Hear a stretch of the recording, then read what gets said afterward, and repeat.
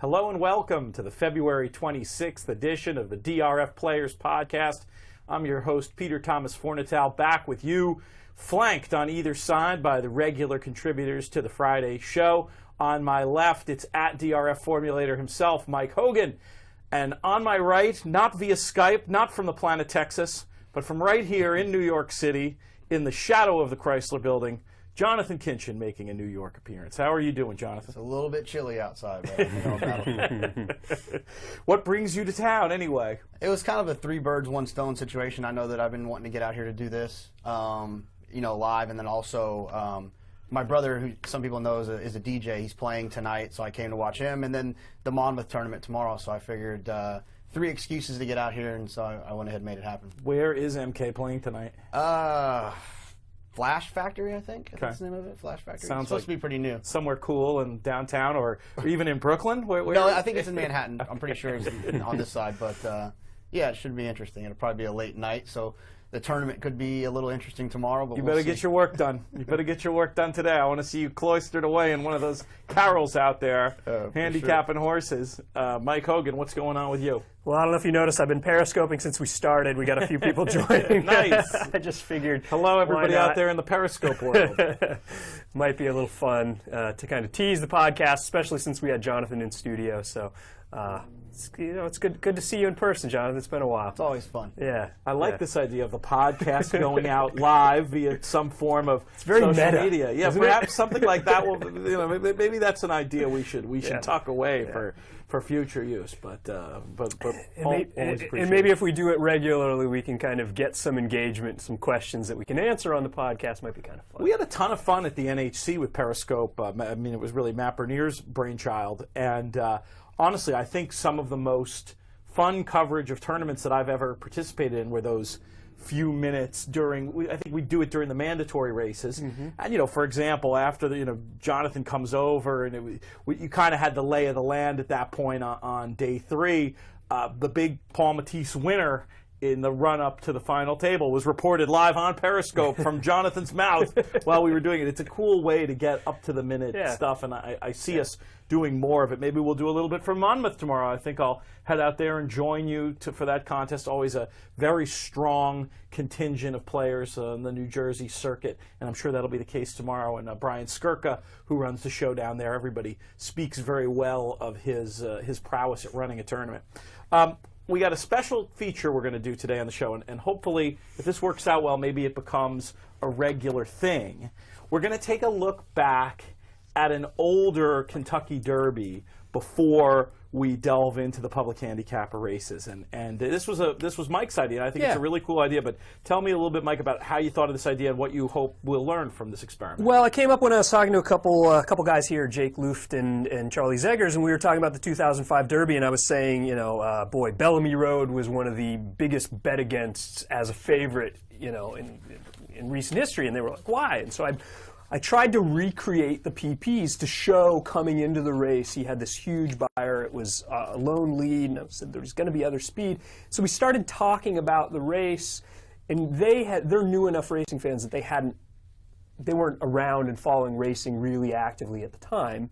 So I thought, wouldn't it be fun to kind of recreate the PPs as they existed that day? Of course, everyone knows Giacomo won. Fleet Alex had some trouble, was probably the horse that you wanted out of the race. And you know all of the things that happened, but what about looking at it the actual day, trying to handicap it again fresh, and look at it from a standpoint of who would you play, who would you bet, and can you make a case, say, for a 50-to-1 shot? It's almost like a workbook example, like you would have had in school, Right. And I think we don't do that enough with horse racing. A lot of people are sort of, when you have so many opportunities to make actual bets every day, the idea of taking the time to play on paper can be something that not everybody's going to want to do. They're just going to want to go ahead and experiment in real time. But there are players out there, Mike Maloney among them, who learned a lot about handicapping in the game by doing the races after they'd happened on paper and then sort of punching out the result chart. Here we know the result, but I think that going through the exercise hopefully will be a little bit of a similar learning experience. It's funny you say that, because that's kind of how I learned. I would usually get a copy of the racing forum. You know, when I was a kid, I couldn't afford it, but I would grab an old one that somebody tossed away, and then I would handicap these races, and then afterwards look up the results. If folks are listening to this conversation, I think you tweeted these PPs. I did, yeah. So if you want, while we're talking about this, to have the PPs in front of you and look at some of the stuff we're talking about, what's the easiest way for them to find it? Well, there's a couple ways. Under the DRF Players Podcast section on the blogs of DRF, I posted it there, so you can find it there. I tweeted it out under DRF Formulator yesterday. You'll find it there. Great. You can tweet it out after, not a bad idea. Podcast. You know, it's just kind of fun. I mean, you can discuss how you bet, and that's sort of the feedback we got from a lot of people. But I like the idea of trying to look at a race that's so familiar from a fresh perspective. I think it's great. So the race is the 10th race at Churchill Downs from May 7th, 2005. Yep. It's 3-year-olds. They're going a mile and a quarter. This is a really fun one for me to do because, you know, like I've said a bunch of times, when leading up to the NHC, I was doing a bunch of interviews, and they said, what made you fall in love with racing? And this was that moment. Like, my dad had a friend, his name is Haas, racetrack guy, and I called Haas, and I said, Haas, I got $100, I'm going to bet a bunch of a Fleet Alex stuff, what do you like? And he rambles on about how he likes Giacomo. So I'm in college, I go to Maynard Downs, we're having a crawfish boil, I bet my, like, $85, I got 15 left, and I'm like, oh, well, I guess I'll throw $5 across the board on that ridiculous horse that Haas likes. I go back to my friend's house, we're drinking from the keg, and I win $500, and I go back and pick it up. I'm rich, and that night I was on Amazon ordering books, buyer on speed, and that's what hooked me. So too bad you didn't key Giacomo over another long shot in the try with your horse, because otherwise I think I was still doing exacta boxes and try boxes at that time. So at that point, 500 for the impact that day's had in your life, the 500 I assume may as well be 500,000. You know, you don't really need to worry about the exacta. So all right. Talk about looking at this race, Jonathan, with a fresh eye. What are you seeing when you look at these PPs? Well, like I said, I didn't handicap the race in 2005. I just kind of watched ESPN and looked at DRF and just kind of picked the horses. So looking back at it, it's pretty interesting. The first thing you notice, obviously, when you look down is like there is a ton of speed. Yeah. And the biggest thing that really stood out to me when I was looking was that the Florida Derby, the Lexington, the Bluegrass, they were in the Florida. They were all super fast paces. They were like 40. They all went like 46, 45 and change. So, in those races, the horses that superficially or the close to me were superficial. Like, and I wouldn't want any closers in those situations. Flattered by the fast. They got a little bit of a setup. The horse that kind of caught my attention, just at first glance, that I thought were kind of interesting was obviously Giacomo. Closing into 47 and change at Santa Anita is pretty impressive. But then a Fleet Alex also. It just looked like that was a pretty dominant performance. And so, you know, I think that without the trouble, that probably was the exacta we were supposed to see anyways with the Fleet Alex and Giacomo. But that was kind of my first peek. A little interested in Wilco, just based on the 2-year-old form and then kind of looking back at it. But other than that, it's kind of a pretty confusing race. Yeah, Mike, what you mentioned before, you thought that Bellamy Road was this huge bet against. You mentioned because of the pace scenario. What else are you seeing in Bellamy Road's PP that would have given you pause, or that did give you pause back in the day? You know, Bellamy Road at 5-2 was just I thought a horrible favorite personally. I mean, he was being bet off of that 120 buyer in the Wood, where he got a lone lead. He beat 6 horses. The race prior, he won by 15 lengths. In an allowance race, he beat 4 horses. You know, this is a horse that is now going to face 19 other horses in the Kentucky Derby. He's 5-2. His biggest efforts came when he got a loose lead. As Jonathan said, there was a ton of other early speed in here. I didn't see him getting a loose lead. I thought that 120 was an anomaly, and people were betting it as if he was the second coming of Hindu. Or Secretariat for a more recent reference. And I just wanted him to convince me that he was able to put 2 efforts like that together, especially since he was going to see other early pace pressure. And the only other time he saw some other early pace pressure, he folded in the Breeders' Futurity at Keeneland. So that was kind of the way I was thinking the race would be run. However, he ran a big race with a huge middle move before tiring. You know, I mean, he ran a good race.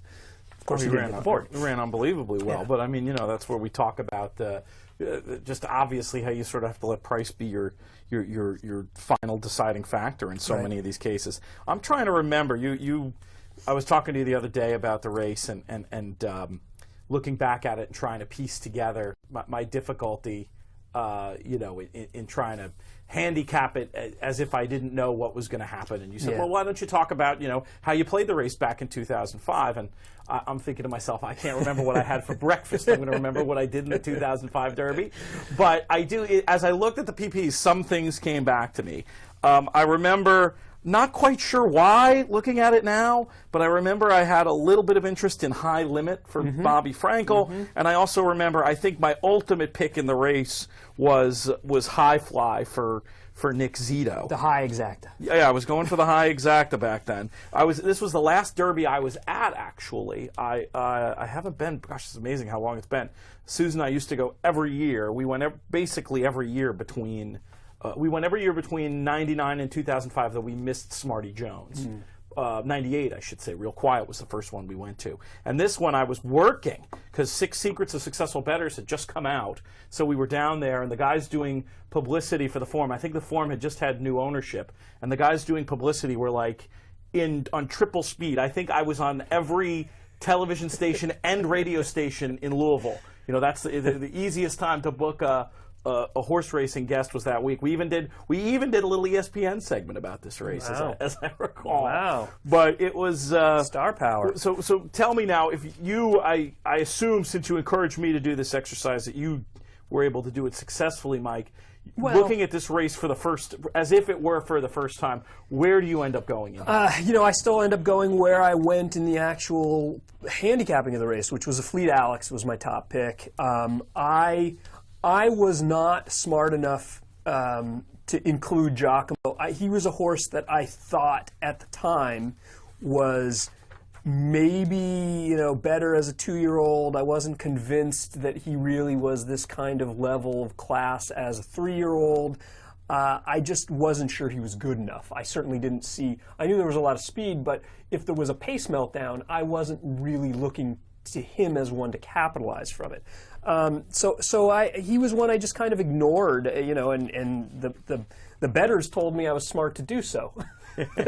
I think I also, was looking at some other lightly raced horses that I thought might have some upside. I noticed that the only one that was supplementally nominated to the Derby was Greeley's Galaxy, coming off a big win in the Illinois Derby. I think at a big price, I tried to hook him up a little bit with a Fleet Alex.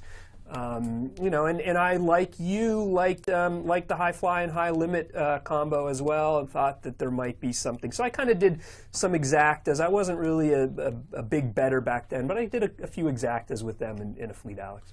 Jonathan, looking at this race today, you mentioned some of the horses who look like contenders, and you gave sort of your overview of it. How do you think you would have, a tough question, but how do you think you would have played this race sort of knowing what you know now? Any inkling as to that? I mean, it's funny. Like last year, I kind of built everything around American Pharoah. I singled him and picked sixes and everything like that. This is the type of race where I think I would probably have been like 6 deep for sure. Mm-hmm. I feel like there would have been a ton of horses I would have used. I think both of the highs I would have used. I really honestly believe I would use Giacomo. I probably would have fell for Flower Alley, maybe Wilco. I tell you one horse that doesn't make any sense to me when I looked back at it. I know I wouldn't have had it, was Closing Argument. Mm. But at the same time, we should talk about him. He ended up running second. I don't see how the horse was 71-1 either. So that doesn't make a lot of sense. I mean, the figures were low. I get that, but the horse was always competitive, and he had kind of a tough trip. It says bumped at the start, 4 or 5 wide at Keeneland. He's second off of a break, so that that may be one that made a little bit of sense, but it's weird because the price was so good. Yeah, it does seem kind of got away for a horse that had never finished out of the money and in 7 career starts. Yeah, I mean, no 100 buyer, but 2 back in the Holy Bull. He'd run that 98, and you're right, he has the trip in the next race. It seems like, did he maybe miss a dance somewhere along the way? Feels like it, right? I mean, he ran the Holy Bull. I think he was a little, because this Derby was only his third race of the of the year. This is the type of horse that I wish I could just pull up Mike Welsh's workout report and see how he was looking. Well, right. I mean, we should have got that. I think that's the other thing is even as recently as 2005. there are so many tools that we're using now that we don't have access to when we're looking at these PPs. Right. You know, like I rely on Moss Pace, I rely on, you know, those workouts, you rely on those replays immediately in the... It's funny you should mention that, because there's another point I wanted to make about this race, is this race, I didn't know what racingflow.com was at the time. And to the point where I thought at the time Giacomo's result was so aberrant, I actually wrote a piece in the New York Times, which you can Google, I think, if you were to do like Fornatale Giacomo New York Times, or probably even just Fornatale Giacomo. You can still find the piece I wrote about basically like the role of luck and randomness in horse racing, and you know, is this a good thing or a bad thing about horse racing? So like I was completely puzzled by it at the time. And then I think it was maybe in a Dave Litvin article in the DRF back at the time, he'd written about this new product, Racing Flow, and how it actually looked at this race through the lens of Racing Flow, and was talking about, Jonathon saw it with the naked eye impressively, just knowing Santa Anita well enough to know that he was sort of flow compromised there. But on the flow figures, Giacomo was like a tremendous triple upgrade running against speed favoring flows and also on speed favoring tracks, and was obviously this like deep closer. I like to think that if I'd had that information going into the race, you think to at least do something with the horse. Would I have had the exact? I don't think so, but you know, maybe it could have been alive in a double or something. Well, here's the other question, though. Presumably in the last 10 or 11 years, we've all gotten smarter and are using better tools. If those tools were more widely available, is he 50 to 1? No. You know, that's the other... No, that's a good point. I think that the public has become that much more sophisticated. And like another important thing I think about this race is, this me being a huge racing fan, is I think this is one of Durkin's like greatest moments of finding that horse. Yeah, I mean, he caught that run so early. Yeah. I mean, it's almost as impressive as Street Sense. I mean, he caught that run really early, but it's when you watch it back on YouTube or whatever, listen for that. It's pretty darn impressive. Like, I have no idea, because the horse was covered in mud. Mike was covered in mud. You could barely see the stilts. And Durkin caught it early. That's why I suggest folks, you know, pause the podcast, go to YouTube, watch the race, and then come back. We'll wait.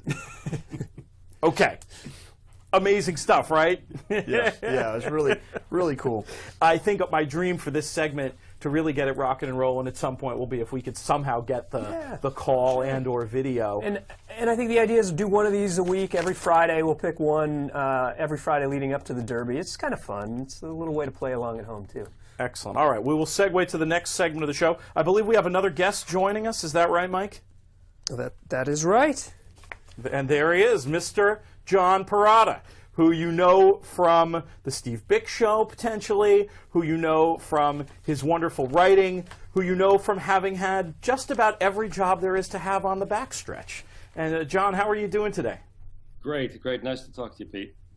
I am having the tremendous pleasure right now of reading. I've recently finished your racetrack memoir, which is called Race Tracker, and I have the pleasure right now. I have about 50 pages left in your novel, If Wishes Were Horses, and I have to say it's fantastic stuff that all racing fans are going to want to read these books. This is an insider's perspective brought to life on the page in a way that reminds me of my friend and mentor William Murray's best work, but in some ways this, because of how you've spent your career, John, some of the details in here. I've never worked on the backstretch, but I've done the next best thing, which is have a lot of drinks with people who've worked on the backstretch. And some of the details and the phrases and the sights and the sounds, even the smells of backstretch life are just, it all just rings so true. Did you keep a notebook throughout your life and to refer back to? How did you capture these details so vividly? It's funny that you say that, because I sent a copy of If Wishes Were Horses to an old friend of mine, Joe Jennings, who's moved to Kentucky. He had a stallion station in New Jersey, stood Papa Riccio and Evening Chris. So we had a lot of success together, and he had DeFrere there. And I sent him, and he sent me a text, and he said, "What were you keeping a diary all this time?" And I said, "No, I mean, I just have recall, because it's been a great life on the racetrack." And I remembered people more than anything, because at the end of the day, it's about people. And when I went to work on Luck with David Milch, that was part of my assignment. Basically, was to bring the voice of the racetrack and the tactile parts to life. And I think we were doing a pretty good job of it. And when we were cut off abruptly, but and it's all about the people, and the racetrack is full of characters, and that's one of the reasons that we all love it so much. Besides the horses, I mean, we love the horses, of course, but you get enamored of these. We call them racetrack characters, and that's what they are. So what I try to do in my writing is to bring those guys to your guys and gals, bring them to your mind. And a lot of times people will say, "Oh, I knew a guy just like that guy," or "I knew somebody just like that." And, "Were you talking about me?" People say, "Who's Hamilton Greer? Who is that Hamilton Greer?" And I said to a friend of mine the other day, and I said, "Well, actually, it's you." I said, "You walk huts and you do this," and he said, "Gee, yeah, it could be me." So how much of the Hamilton Greer character, he's the protagonist of If Wishes Were Horses, how much of his experience is autobiographical, John? Well, they say everything you write is in some way autobiographical, and I've tried to take my experiences and my hands-on parts of my life with the horses and transfer them to words, so in a sense, yeah, but I say he's you and me. Right. In some sense he's me, some sense he's you. Just relate to him, and I hope you like it. So that's great. Well, it's a fantastic book that I can't recommend highly enough.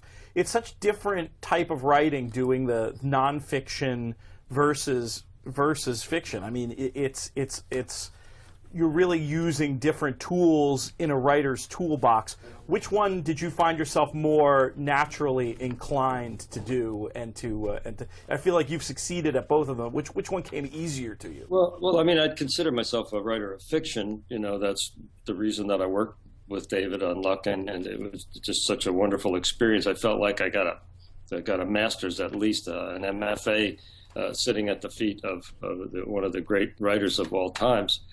And so I prefer fiction. Racetracker came about when we got, like I said, abruptly canceled. And I take a lot of notes. I have little notebooks. People who know me, I know I have little notebooks all over the place, and I'm always scribbling down things. And it was such a devastating blow to all of us and the family. We had created this family of cast and crew to do that show. Including, right on from Dustin Hoffman and Nick Nolte and John Ortiz and Kevin Dunn and Richie Coster and Ian Hart. Great cast. Great cast. Perry Condon. I mean, I don't want to leave anybody out, but those were just wonderful people. We had a great family that, and a lot of them commented. They've been on shows and it never got that feeling. But the racetrack does that to you because it puts everybody in the same boat. You're all worrying about the horse. You're all worrying about what's going to happen next, and so when that just ended abruptly, most of us went into this state of melancholy, of drug and alcohol and downward spirals of different sorts, depression, and dealt with it differently. And for me, my way of dealing with it is I sit and write and write and write. So I ended up with this compilation of memories of my start, of how did I get into this anyway? I wanted to be a sports writer. I wanted to be you, and I somewhere along the line it just happened that I didn't, and I had the life with the people on the backstretch. So when I put that together, I have some people that I show things to, and I say, should I throw this away or should I keep going? And sometimes they say, yeah, it's okay, It's not okay.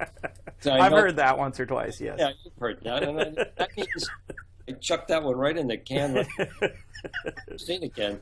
But when they go, oh, well, could you tell me what happens next? Yeah. That's the big sign. That's the waving you in. So, and I showed it to a few people, and they said, "Oh, this, you know, what happens next?" And then what did you know? So I put it together, and it was probably 2 years of work, which is short for a book, as you know. And then I put that away because it was. I thought it was something that people would like to know. You know, the other side of the story, the Paul Harvey, as we call it, the rest of the story. You know, because there are things. The racetrack was so much different when I started on it than it is today. I'm in awe of these young guys that you have, your contemporaries, the handicapping. They're so much better than I ever was, or my guys. You know, we played to stay alive, and these guys play with fervor. John, you talked a little bit about the end of luck. I wanted to ask you about that, because it's a story that's been so widely reported as to why the show ended, supposedly relating to a cancellation because of a couple of very unfortunate equine deaths. I always sensed that if that was the real story, that there was more to it, or maybe that it wasn't even the real story. What can you tell us about what really happened there? Well, I mean, the inside story on that is really, if somebody tells you it's not about the money, it's about the money. Right. Yes. So that's the old expression that we've all heard. And in this case, it wasn't about the money. So we were over budget from day one. The pilot, the first episode, cost in excess of 20-something million, 25 million maybe. And it was a very, very expensive show to produce. And we struggled through the first year, and the director, Michael Mann, who was the head director, because when you do episodic television, you have to have different directors. Sure. Because you're constantly writing, the writers are writing, but the people who are producing have to have, the crew has to go from one thing to the next consecutively, and they don't have time to stop and, you know, reload.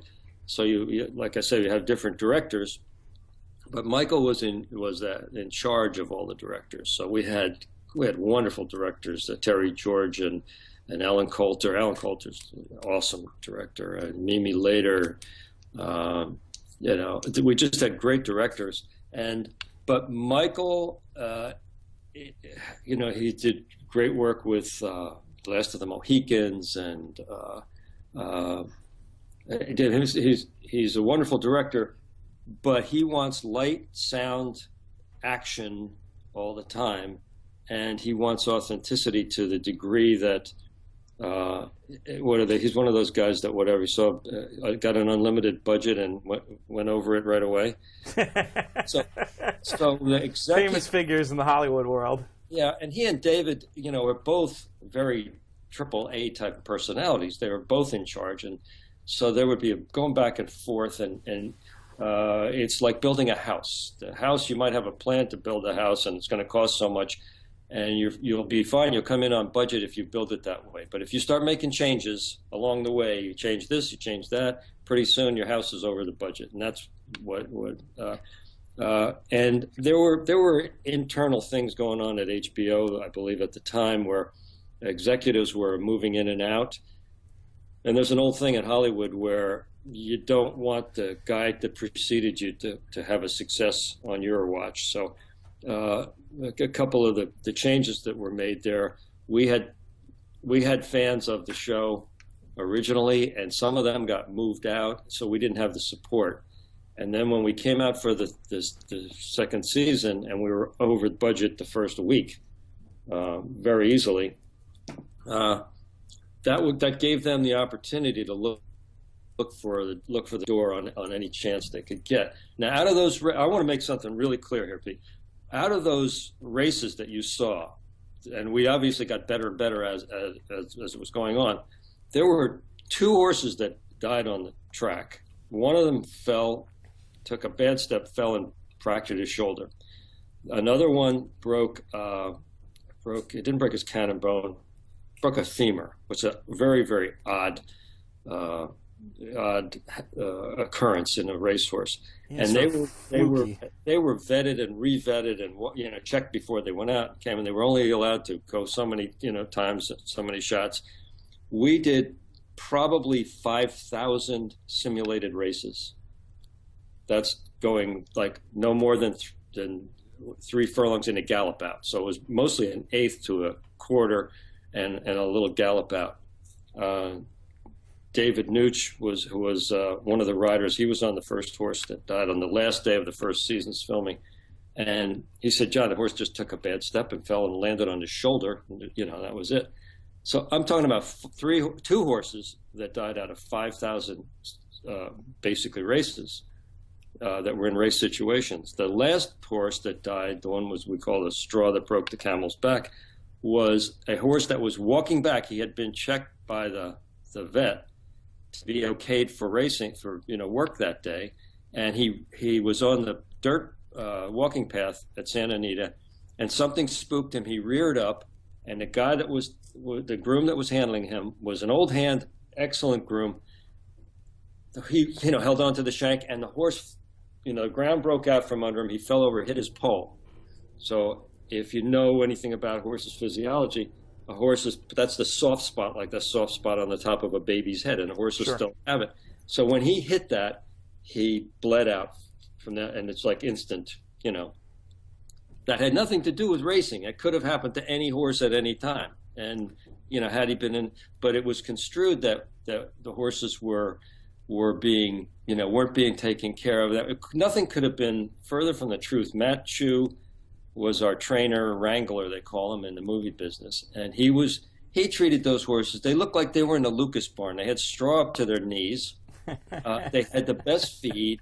People came by, fed them carrots. Everybody, on the cast and crew, fell in love with different horses, and they would go by and, visit them. And yeah, so, what happened? The budget we were over budget. There was Sounds like politics and money and all that fun stuff.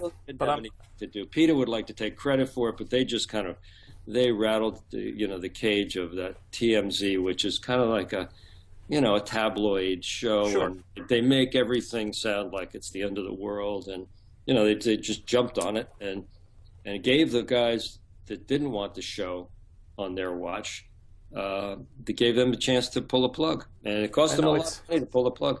But I'm happy to report that the show is available at least via HBO Go. If you're an HBO survivor, survivor, you're the HBO survivor, John. I'm the subscriber. But I want to just show quickly for folks watching the YouTube version of this, very cool jacket, which you can see pretty decently on there, for If Wishes Were Horses, and John's nonfiction book, Race Tracker, both available pretty widely, I think. But John, what's the best way for folks to get a copy of these books? Well, they're on a DRF, in the DRF store, Daily Racing Form store. They're on Amazon and Kindle and Barnes and Noble, and we're now on Jockey Talk 360, Corey Johnson's enterprise with the riders.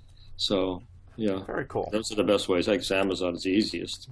Send it to John, you. are you able to stick around and talk about these public handicapper races with us? I'm going to be listening more than talking, because my opinion is nowhere near as good as these guys. Well, the first race we're talking about, I guess we'll start at Gulfstream. We'll talk about the Sand Springs, which is a mile race for fillies and mares on the grass. You don't have to go on at much length, John, but I want to get your opinion about it first, since you're the guest. We always put the guest on the spot first. Yeah, what did you come up with in the 9th at Gulfstream on Saturday? The 9th at Gulfstream, basically I liked partisan politics. It would be the horse. It's got, I think it had a funny trip last time. It looked good to me. I loved More Than Ready. I was one of the underbidders on More Than Ready when I was buying yearlings. I loved that horse, and I think that his, he might have had a worse trip than it looks on the face of things. So he was one I liked, and I liked Celestine a little bit, and those would probably be my choices in there. Jonathon K., what did you come up with in this race? I don't know. I kind of settled on 2. It feels like the pace is going to be pretty quick. Unbridled Courage down inside is going to go. Celestine has a little bit of speed. Daring Cathy. It's a big field, so there might be a horse on the outside that kind of goes on with it as well. I kind of landed on the 11 and the 12. Nisharo, whatever. Up in class a little bit. Should be running a little bit late. I love playing jockeys that have gotten in trouble recently because I think that they ride with their heads on straight. So Junior Alvarado will probably give us a good ride. And you were mentioning flow earlier. The 12 Nisharo, I'm just going to keep saying it like that, is a flow upgrade off of that last race. Was kind of closing into a slow pace. So, and then wherever flow goes, I go when it comes to the grass. If the horse has 4 legs and flows on him, I'm interested.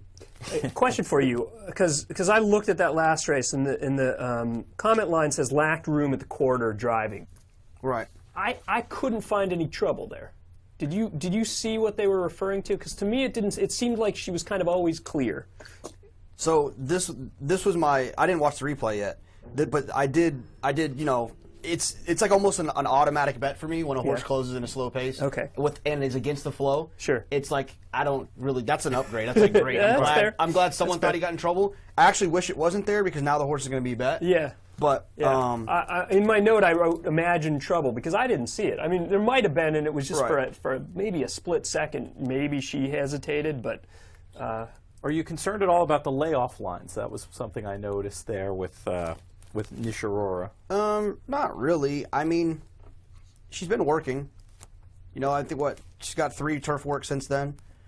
Doesn't really. It's not too much of a concern. Turf layoffs don't really bother me that much because they don't really run except for like the last 3/8. You know, it's not like a dirt race where they're all out the entire time. They don't run to the last 3/8. Sometimes even less than that. So it doesn't. Layoffs for those types of horses doesn't throw me off too much. I had a goofy long shot in here to throw out that you guys can tell me if I'm crazy or not. I was trying to take a look at number 10 Strike Charmer and make a case. Grade 3 winner. Agreeing with Jonathan's point about wanting something to come from off the pace in here. I thought that race 2 back might be good enough to be in the hunt, at least underneath. I was picturing a good patient ride from Irad Ortiz, maybe trying to get some good position, and I was worried. I was a little bit interested in those outside horses as well, but concerned a tiny bit about the posts, and thinking Strike Charmer has something similar to deal with, but I think will be the longer of the 3, and I was trusting maybe Erod to get a good spot. Any thoughts on that one? No, the horse caught my attention initially. I like to play musical jockeys and see where they're at, and I noticed that Chad had 2 in here, and Arad was somewhere else, and then I dug into it a little bit deeper, and Bravo had been riding the horse, and it looks like Arad picked up.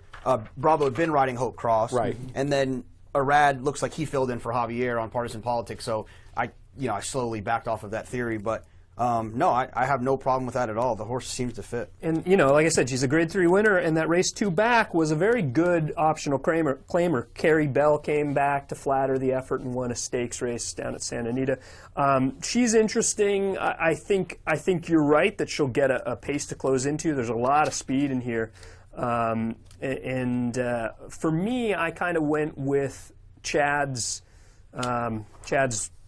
one of Chad's horses. The other thing I note is 2 things before I dive in.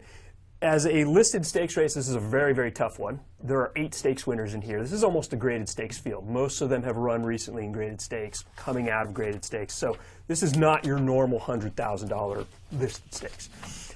And then speaking of jockeys, this is also the Javier Castellano show because he's ridden recently 5 of these 14 fillies. And it may be notable that he picked Partisan Politics. I would think that leads you right back to John P's pick. To John's pick. Yeah.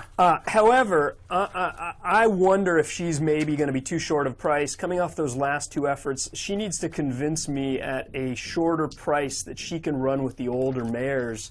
So I'm leaning towards Hope Cross, and then from a best speed standpoint, I really like Daring Cathy. 3 for 3 on the surface. Her win on the surface back last time she ran it was a couple years ago, but last time she ran at Gulfstream, she wired the field. The rails were at 0. The rails are moving out here. That's always something I look at. I think she's just a 7 for 11 filly who Obviously had something go amiss in the last start at Saratoga, had a long layoff, goes back to the barn of David Falks. I think she's going to be overlooked, and she's a really, really logical contender here for me. I think she should be able to clear. I'd like to think the other jockeys will be aggressive enough to make life difficult for her, but how often do we see that where the one that makes the front, everybody says, well, that one's going to come back, we don't have to worry, and then next thing you know, in the winner's circle. So, and if that happens, I think it sets it up for Hope Cross. Those are the two I would lean most heavily on. So, sounds very reasonable. So there's several thoughts on the 9th race at Gulfstream tomorrow. We're going to skip the 10th and move on to the 11th, which is an actual Grade 3, the Palm Beach. This is 3-year-olds going a mile and a 16th on the turf course. Mike, why don't you start this one off? Well, these days turf races at Gulfstream Park, I start my handicapping with where the rails are at. And if they change that, it's going to change how I handicap the race. So here the rails are at 72 feet, and I want to look at some of these efforts that horses had run in previous races and where they were.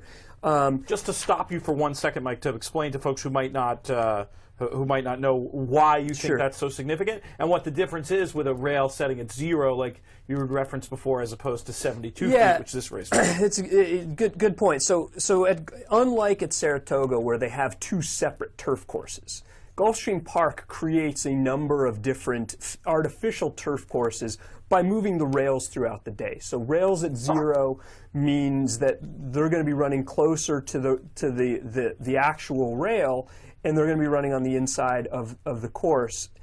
They might move the rails, in some cases, they move the rails out as far as 120 feet out, which means it's like taking a 4-lane highway and making it a 2-lane highway. There's less room for closers to rally from.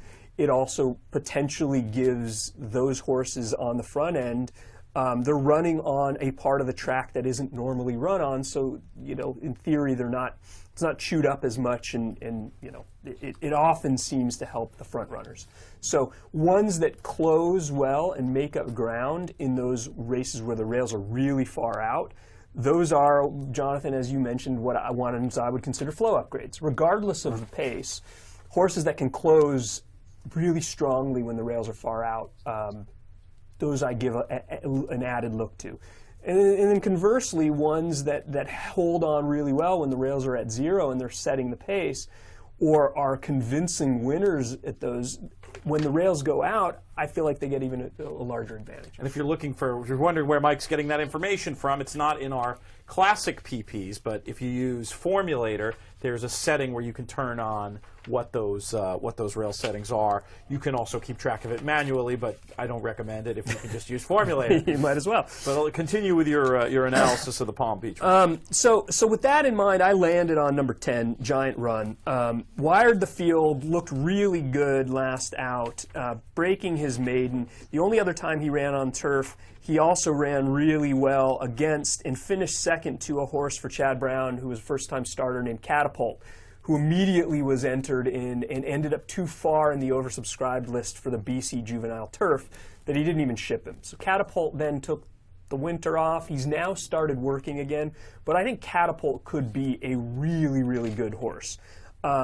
So then they tried him on the dirt. He ran against Stradivarius, a very nice dirt horse for Todd Pletcher. I think the surface really is turf for this one for Tom Albertrani. Wires the field. Inspector Lindley came back to win, flattered the effort.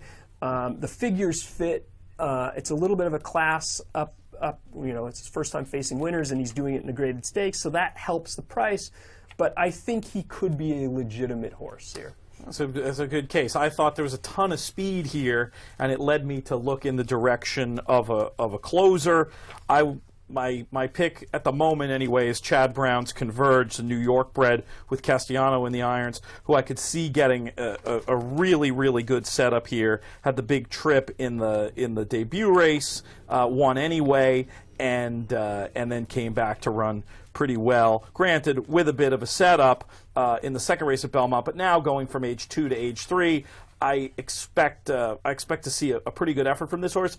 I don't know if I'm going to see 8-1 in the price here, but even 6-1, 5-1, 6-1, I could see putting my money with Converge in this spot. John Perrotta, where did you end up in the Palm Beach? Well, this is why we bet on these things, because everybody has different opinions. And I would like to change my opinions now, having listened to you guys. But I have 3 horses in here that I really liked, and none of them which of you guys have mentioned. I liked Urban Bourbon and Scholar Athlete and Gimlet. And I've kind of done Pedigree because I love City Zip and I love Lemon Drop Kid on these turf races. And to me, this race is almost like a non-winners of 2 lifetime, because even though it's a graded stake, it's, not a lot of experience in here. But those were the 3 I landed on. And a question about Scholar Athlete. I'm the world's biggest Graham Motion fan. Are you at all concerned by the way this barn is going? I looked at even just the last few weeks. There's a lot of horses going off at short prices, not running. Obviously, the guy's a supremely talented trainer. It's not like he's forgotten how to train. But do you factor the sort of short-term streaks of a trainer at all in your handicapping, John? I wouldn't say. No, if I like a horse, I like a horse. I listened to Graham talk about this horse with Steve Bick on the Steve Bick show, on the radio show. And, so I kind of had him in my, horses to watch list. So that's why I threw him in there. He wouldn't maybe be my first choice, but I'm definitely going to use him.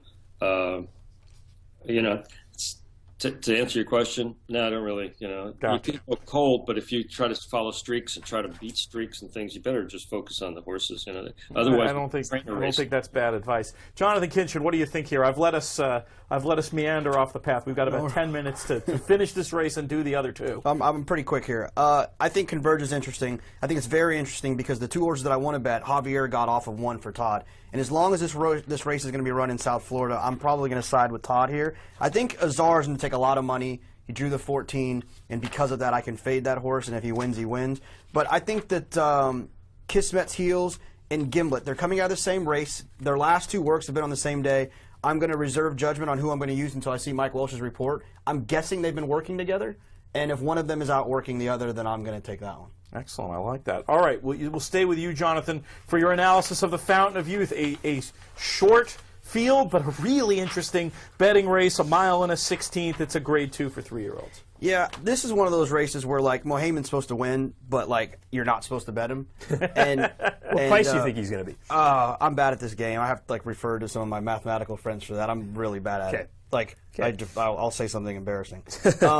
I'm going to just pick one of the awesomes. Oh, yeah. And I'll look at the workout report, see who's doing better. I'm going to pick one of the awesomes to be one of those weird horses in these derby preps that's not good enough but wires the field because all the other ones have other things on their mind. They're rating. They're trying to teach their horses and educate their horses. Mohayman's not going to be on the front or anything you know what I mean? So it's one of these 2 awesome horses, in my opinion, is going to wire the field, and I just need to decide which one. I guess I would pick Awesome Banner at the time. He's a grade 2 winner. He won impressively going 7, so that's a natural stretch out upgrade I can deal with. And so if I had to pick right now, it'd be Awesome Banner, but Awesome Speed I'd consider as well. Awesome Speed's the one I'm going to go with, and I don't know that he needs to break on top. I think the way that this shakes out could potentially get a good trip in the second flight here. Was able to settle just the littlest bit last time, and the other inside scoop on him from DRF clocking reports, been training very well,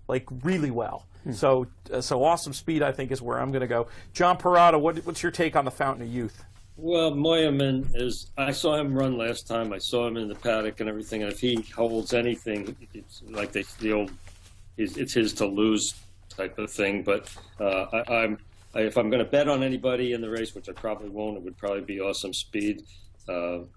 Just because of a lot of factors. Al Goldberg is an excellent trainer, and this is his kind of setup with a horse where he's coming getting better and better. That's who I'd pull for, but I don't think you can beat the favorite in there. And he will be 1-2 probably. Yeah, that's not a bad guess. Mike Hogan. That was my over-under, John, so you landed right where I was thinking. you know, I think Mohaymen is by far the horse to beat. He's the best horse in the race, and you know, he's hard to play at that price. But if I probably won't even play the race. If I were going to, my main opinion would be trying to play out Zulu, who just needs to convince me he's as good as he's looked on a dry track. You know, I wonder if he's maybe benefited from some of those sloppy tracks or wet tracks. And his maiden win came back a little weak. I mean, Sharp Azteca took a couple starts afterwards to break the maiden, but nobody else really was very good in that race. And I'm not sure he was beating much last start. So I think he's going to take some money, and I would just try and create value by excluding him. And I think the two logical ones are the two Awesomes underneath. Awesome Banner's a little more interesting to me just because I think he's going to be on the front and looking to hold on, and I know Stanley Gold was on the fence for a little bit as to whether he was going to run him. He came out and said that he is. So I guess that's a vote of confidence, although being on the fence is maybe not. Yeah, I don't like that at all, to be honest with you. I like the long-term plan. I would think that the field size and the idea that if I just run second and third, I get points, and I can get a horse in the Derby. I'm not saying it would make me not bet the horse, but it wouldn't be something that would tip the scale. No. I mean, you know, look, he's going to be probably on the lead. I think Awesome Speed is going to sit second, so is Golden Ray in Zulu, and then you're going to have Mohaymen stalking those guys right behind, and I won't even mention the Rail Runner because I think he probably needs some class relief. All right, let's move on to the fourth and final race of the publichandicapper.com races for the weekend. This is the Sensational Star out west at Santa Anita. It goes as their sixth race. Of course, I know Jonathon Kinchen loves the downhill 6.5 furlong turf. We got about 4 minutes to get through this one. You know what? I'm just going to go first and go really fast. That's what we're going to do. I was taking a long look at Richard's Boy here. I love course and distance form down the hill. And while the sort of obvious course and distance horse is Forest Chatter, I think the price there is going to be awfully short. Richard's Boy, I thought, had a squeak with some pretty solid form, and I thought would hopefully be able to make his own luck a little bit in terms of the trip. Mike, why don't you go second here? I'm with you. Course and distance form is key for me in these kinds of races. For me, it lands at two horse Forest Chatter, and then the more or less likely horse is McKeat. 2 for 2, both times coming back from a route to the hill. He's won both those starts. He'll be a good price. Those would be the two I'd look to play. John Perrotta, what did you come up with for this downhill race? Well, one thing I learned from being in California for a long time was that outside horses coming down that hill. It's the opposite of what you usually do with turf horses. You want to get the shorter trip, but because it's curving, right? So I would bet on Boozer in there. Plus, I love Unusual Heat, and I'm a pedigree guy. So I'm going to take Boozer over McHeat and maybe Alert Bay and try and beat Forest Chatter, who'll be too short a price for me, I think. Jonathon Kinchen, where are you going here? Yeah, if you look at Forest Chatter, all those ones that are next to the jockey's name where he won, I was trying to beat him and lost. So the thing is, you know, I love the downhill, and my favorite angle in handicapping angle in racing is speed horses cutting back down the hill, or horses that have shown an ability to run at a shorter distance cutting back down the hill. I love McKeat and I love Alert Bay in this spot. I'm not really sure which one I would pick. I mean, obviously the price would have to make a difference. But McKeat, if you look at, you know, he just got gelded in August. He came back January 1st and won at a big price. We ran into Barry Abrams at Santa Anita the day after that, and I was with Duke Matisse, and Duke said, "Barry, do you know your horse was going to run like that?" And Barry's like, "No, I had no idea." So then I remember he had no idea the horse was going to run that good, so I bet the horse the next time down the hill, and he won like pretty easily. So McKeat and Alert Bay, for me, I think those two will be rolling late. Obviously, Forest Chatter is going to beat me again, but I'm going to keep trying. All right. But real quick, but before we move on, cutting back down the hill. Is that angle diluted a little bit when you've got 6 of the 11 runners in this race meeting that angle? You know, I think that's one of those that so many people talk about. It's almost that's what trainers are doing these days. Right. The tricky part is that you have to identify a horse that's cutting back that fits the profile. Sure. They need to be a speed and fade type, or they need to be a type that has shown an ability to win going shorter. For instance, Alert Bay ran really well going 5 furlongs at Golden Gate. So that lets me know that he can pick up his feet a little bit. All right, guys. So thank you so much out there for joining us today. Thanks so much to our special guest, John Perrotta. You're going to want to buy his books. Race Tracker, If Wishes Were Horses. They're fantastic. Make sure you get them. They make great gifts, too. You will learn something about the racetrack, and you will be thoroughly entertained. Folks, we're really happy you're able to come with us today. Look out for further updates on Periscope. Look for further deals and tournament news and information from @drftournaments.com. For John Perrotta, for Mike Hogan, for Jonathon Kinchen, I'm Peter Thomas Fornatale. Until the next time, may you win all your photos.